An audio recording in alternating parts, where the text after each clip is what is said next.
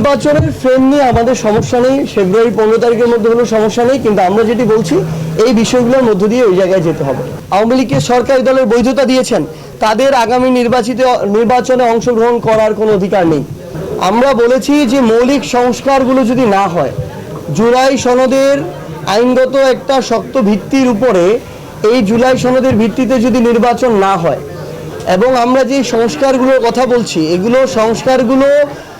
Sustainable হওয়ার জন্য, আইনগত ভিত্তি শক্ত হওয়ার জন্য যে গণপরিষদের নির্বাচন, একই সাথে নির্বাচন উইথ গণপরিষদ, এই গণপরিষদ নির্বাচনটা যদি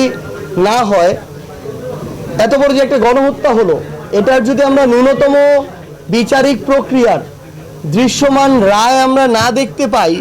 তাহলে আপনি যেই সময়সীমায় বলেন না কেন, সেই সময়সীমা এটা জনগণের আকাঙ্ক্ষার সাথে প্রতারণা। আমরা আমাদের জায়গা থেকে এটা মনে করি।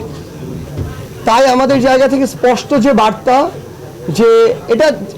এটাই বাস্তবতা যে সকল যে বিচারিক প্রক্রিয়া এগুলোর রায় ফেব্রুয়ারির মধ্যে হবে না বা হওয়া সম্ভব না। কিন্তু দৃশ্যমান কিছু গণহত্যার সাথে সরাসরি সম্পৃক্ত যে ব্যক্তিরা, শেখ হাসিনা, কামাল থেকে শুরু করে আরাফাত, পলক থেকে শুরু করে যারা ছিল,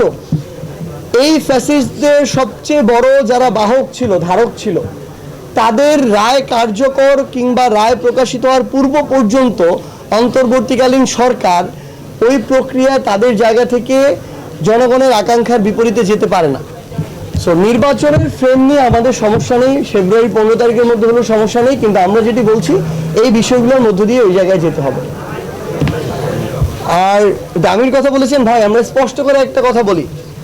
24, 18, 14 নির্বাচনে যারা অংশগ্রহণ করে সুবিধা ভোগ করেছেন, আমরা আমাদের জায়গা থেকে এটা মনে করি, যারা ওই জায়গায় পুরো সময়টি থেকে সকল সুযোগ সুবিধা নিয়ে আওয়ামী লীগকে সরকারি দলের বৈধতা দিয়েছেন, তাদের আগামী নির্বাচনে অংশগ্রহণ করার কোনো অধিকার নেই।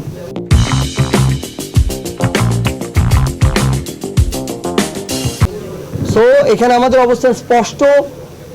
এটা আমরা আওয়ামী লীগের প্রশ্নও বলেছি, আমরা জাতীয় পার্টির প্রশ্নও বলেছি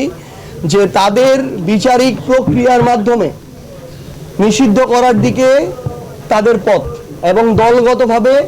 এই আওয়ামী লীগের বিচার হতে হবে, এবং তাদের যারা বৈধতা দিয়েছে তাদেরও এই বিচারিক প্রক্রিয়ার মধ্য দিয়ে যেতে হবে। সো এক্ষেত্রে ডামি বলেন আর অ্যাকচুয়াল বলেন, যারা এই নির্বাচনগুলোতে অংশগ্রহণ করে এমপি হয়ে ফ্যাসিস্ট কাঠামো তৈরিতে সহযোগিতা করেছে এবং সকল সুযোগ সুবিধা নিয়েছে, তারা আগামী নির্বাচনে কোনোভাবে অংশগ্রহণ করতে পারবেন। প্রথমে ভাইটা যদি একটু বলি, আওয়ামী লীগের তাদের জায়গা থেকে যদি আপনি বলেন, এখানে তাদের কিছু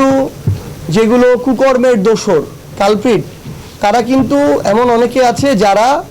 ওই 5ই আগস্টের সময়ে বা একটু আগে পরে যে কোনোভাবে যে কারো সহযোগিতা দেশ ছেড়ে পালিয়েছে। তারা যখন ওই দেশে এই ধরনের আবার